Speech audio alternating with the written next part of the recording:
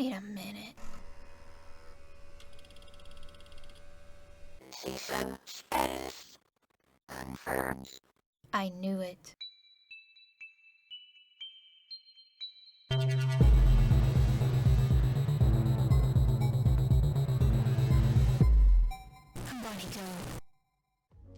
Created by Muse Games and published by Quali, Wildmender is a game about returning life to the barren desert that this land has become. Over the course of your playthrough, you'll acquire and upgrade tools, unlock perks and abilities, discover ruins, and learn that this desert wasteland once used to be a thriving oasis full of life from the gods you free along the way, as well as turning your sad little water puddle into a grand thriving oasis. This isn't going to be a complicated game. The story is pretty small, and you aren't going to be delving into any deep woven mysteries. Well, I mean, there is the one mystery, but anyway. It's just you, Vidius, the 5 gods, and the bad guy. And you know, that's okay. Not every game needs a convoluted, lost-the-plot storyline. War never changes. Not every game needs to be a deep dive in the inner fears of the human mind. No! Not that I don't like those types of games. I love them, and I also happen to love this as well. I enjoyed it for what it is. Growing beautiful-looking oasis? What's the multiple of oasis? It has a creative freedom that I haven't seen in many games, and of those, I can't remember them right now. Since the actual story of this game is pretty light, I'm just gonna have a quick overview section for it and then move on to the actual gameplay. You'll start out starving and parched, having just awoken by a dead tree with just a small shallow pool of water, and this guy. Dude, you're not trapped. There's no rubble on top of you. I think he's just pretending to get attention. V seems to be suffering a bit of amnesia, and we're gonna have to help him regain those memories. Trust, he will be helpful, and I kinda like the little guy. V will walk you through the short tutorial segment, showing you the basics of survival and crafting before hesitantly sending you out into the waste. Nearby, you'll find your first corrupted structure. Destroy these things and you'll be able to collect a blue shard. You'll be collecting these for V to help restore important memories that he'll use to aid you. They'll become especially handy when you venture into more environmentally challenging territories.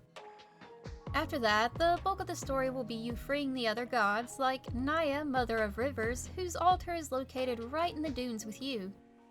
Gleb the Architect makes his home in the canyons where a once grand metropolis thrived. Strig, or Strige, goddess of wind who once ruled the skies over a vast ocean which is now reduced to the desiccated salt plains. And Oros, the time god, who resides in the tall peaks of the cold and highly corrupted mountains. There's also Arx, god of change and death. With a title like that, you know he's a special guy. Each of them will reward you with a gift that will greatly help you with various actions. Each gift is extremely useful, so you won't have any filler trinkets here. Without spoiling what there is of the story, I'll just say that you'll use these gifts in order to wipe out the corruption from the land and the monster who started it all. And you get to burn a tree.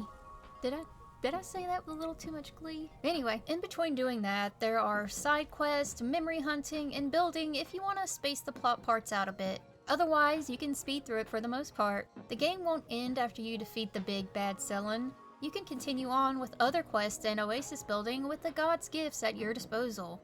There are a few factors to gameplay, like building, travel, combat, and some other stuff. Oasis building is really the heart of the game here. You'll find seeds and cuttings to plop down in your home soil, and after a fashion they'll grow into their lustrous glory, changing your oasis into something beautiful. Aside from the plants, you'll be able to dig and shape the earth by either raising it, lowering it, or leveling it out, giving you the freedom to make streams and cliffs and whatever else you can think of. You won't have much water to start with, but with upgrades you'll have more water than you'll know what to do with. There are wellstones you can craft which will generate even more water, allowing you to expand your oasis further and further out, reclaiming parts of the desert. And I mean, look at this water. It actually flows like light pit. Aside from the normal plants, there are trees you can change into mother trees, which will change the area around it to the biome it's from. For example, Naya gives you the ability to make meadow mothers. Upgrade one of your sunbursts into one of these and you'll see the ground change, making the area around it the best place for meadow-loving plants.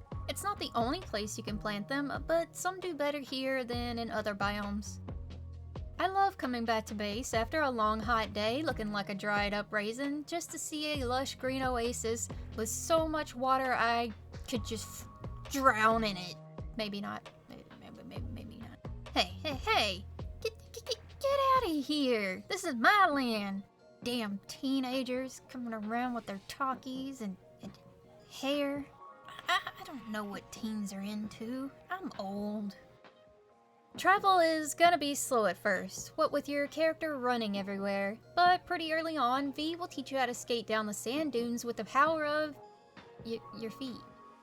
I feel like this is something I imagined doing as a kid, and you know what? It's as fun as I probably thought it would be. Thanks, Muse Games, for letting me live out that fantasy I probably maybe had. You can also find these mushrooms. Not only do they shade you from the harsh sun, but they act as a Mary Poppins-esque glider, allowing you to safely glide? I disgust myself. Glide down from even the highest of heights. You know, unless it breaks on you mid-glide. Later on, you'll be able to craft a trinket to skate up the dunes as well, and be granted the power of flight from Strig, which will greatly aid your traveling ability. It's all fluid too. There are no pauses between actions, thus making travel uninterrupted. It may not seem like much, but it can get annoying to have your character pause between actions when you're just trying to get somewhere, making travel a pain and relying on fast travel than actually seeing the world. This way, I actually preferred not using the fast travel because I liked flying and skating around so much. Another little mention, you see these bones, you see the gaps between them, you can walk through them. I know it may not seem like a big deal either, but so many times I've been playing a game and can clearly see a gap wide enough to fit through, yet for some reason your character just pretends that it's impossible. It's a frustrating thing, I tell ya. But this is not frustrating. There's only one weather event in this game, but damn if it ain't cool. From time to time, you'll see a sandstorm in the distance quickly barreling towards you. It looks dangerous. It is dangerous, and the music track that accompanies it really amps up the destructive awe. When you see one of these, be sure to take cover, otherwise you're gonna get slapped around like someone in a sandstorm. Damn. Aside from the visual coolness of the sandstorm, it also replenishes the sandstone and other diggable items. It also replenishes the sandstone and other diggable items around the map, ensuring you won't just run out of those materials. Combat is pretty simplistic. You basically want to keep moving so you're not an easy target. Enemies will telegraph their attacks, so you know when to get the heck out of the way. Some of these attacks can be reflected back at them, like the corrupted structures you need to destroy to free Naya. Others, it's best to just move. In your arsenal, you'll get the mirror to fling balls of light at stuff. The flame talisman, which can be used as a flamethrower. The chisel for impact hits, and the time needle for speeding up and slowing down time for different effects, as well as a reverse that will pull you back to where you were a bit earlier. Using these in combination will take out any foe you come across.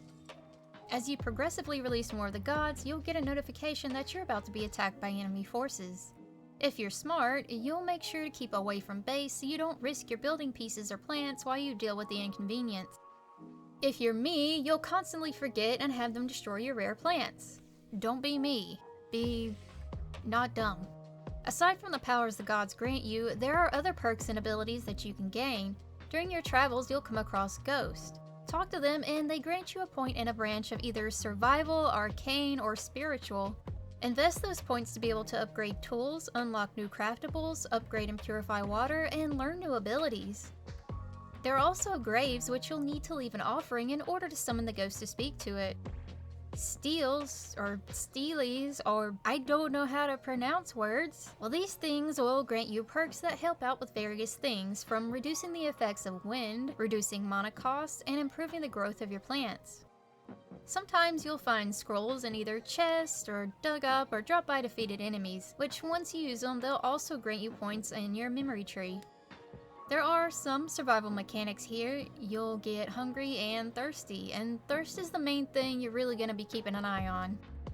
Unlike a lot of games, this one encourages you to stick to the Oasis during the day and venture out at night. Otherwise, you may fry like an egg under the harsh desert sun. Your water will drain quickly, and it's easy to find yourself far from water once your water bottle runs dry in the beginning.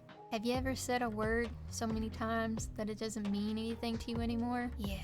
Water. Where was I? I'm hard-headed though, and went out whenever I felt like.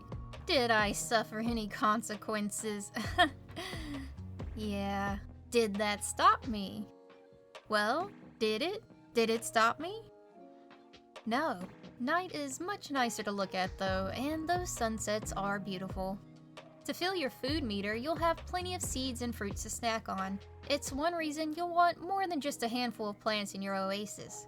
But if you find yourself lacking, you can head right around the corner and dig up plenty of amaranth seeds to hold you over in the meantime. Let me put it this way. I have died a couple times from dehydration, but never once from starvation. Because they're so good. I can't get enough of them. I can't get enough. This game is something you'll want to spend some time in, shaping your oasis and unlocking more building items and other things to help in that endeavor. I didn't mention before, but your oasis isn't the only one you can build in. There are many you can unblock and begin building in. However, if you don't want to commit to that time sink, you can use life flames, which will bring life to the trees and plants within its reach, giving more life throughout the map. With how much time it takes to work on your home oasis, I'm glad they added that in, but still leaving the option to shape it the way you want if that's something you want to do. I was gonna read some reviews in this section, however there have been patches implemented between those reviews and my experience, so I don't believe any criticism or critique I had would be justified since I don't know what the game was like at that time. What I will say is, as of the current build, I haven't really experienced any glitches or crashes. Though, there was one thing. When I was starting a new playthrough for this video, I began to notice that I wasn't getting any sandstorms. I didn't know if maybe it was something I didn't trigger or a legit bug. I looked all over and no one mentioned anything about it. So I just reinstalled the game and tried again and the sandstorms were back. So yeah, I don't know what that was about. So if you end up having that problem, just reinstall your game. I have seen a few complaints about the sell-in battle taking place in your oasis, and yeah, it is kind of annoying. It wasn't too bad for me. A few structures and a few plants got destroyed, but I'm a notorious hoarder in video games, so I had plenty of materials to replace those items. However, if I hadn't known that's where the battle would be taking place beforehand, I probably would have been more annoyed. So yeah, I can't blame anyone for feeling that way. A tip for getting this fight over quickly is to keep an eye on Sellen's shield. Once it drops, hit him with the slow time ability and then absolutely lay into him with the flamethrower. He'll be dead pretty soon. And that's pretty much all that I can actually list as a con. I went into this game with the mindset that this was going to be a neat garden building game, and my expectations were met. Everything else is secondhand to me, but I can understand that people who were expecting more of a story-driven or adventure game wouldn't get the enjoyment out of it that I did. While there are elements of those things, intended or not, it's not Wildmender's strong suit. If that's something you're looking for, then I'd probably give this one a skip. But if you're like me and enjoy a builder with creative freedoms and really nice water mechanics, then you'll find this game to be a treat. So yeah. I wanted to do a review on this game because I found it to be unique and it's a game about gardening. I will be doing a more in-depth garden / oasis guide after this, but I wanted to sort of introduce this game first. And thank you for watching. The fact that you've taken time out of your day to watch something I made is amazing, and I am grateful for it. If you like what you saw, hit me with a comment or a like or even a subscribe. You know, if that's something you're down with. Or dislike it if you didn't. Again, thank you so much for watching and have an awesome day. And be on the lookout for that garden guide coming soon to a YouTube near you. I forgot to mention, you can eat the frog. No, wait, I meant hug.